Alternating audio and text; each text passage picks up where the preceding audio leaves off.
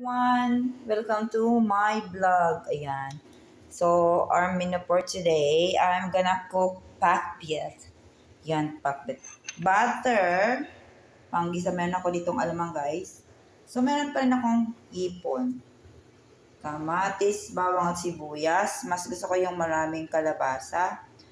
Dahil mahal ang sitaw at nagbabudget tayo, replacement natin si Baguio beans, talong, okra, kaunting ito, wait lang, kaunting marcos.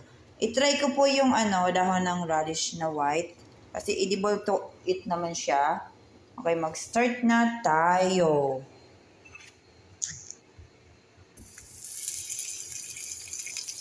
Okay.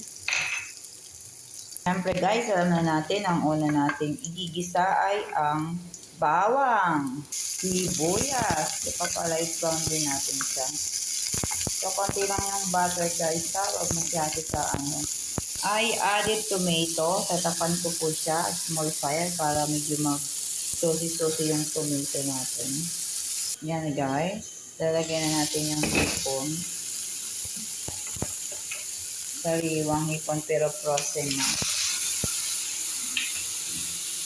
Naano na natin ang apo. There you go. Lagay na natin siyempre kalabasa para mag-boil ng kunti. So, malit yung kasi kawali ko. Lilipat ko siya later. Nilipat ko na guys sa ganito kasi hindi siya kasya sa kawali. So, takipan niya. I added marigoso, talong, Baguio beans dahil walang sitaw at mahal siya, okra. So, tatapan ko muna siya ng mga 1 minute. Then, saka ko imimix. I-add ko yung alamang natin. Lastly, radish leaves. Then, finish. Finish, guys. Yan. Small fire muna tayo. Wait lang, tatakpan ko. Ayan na siya.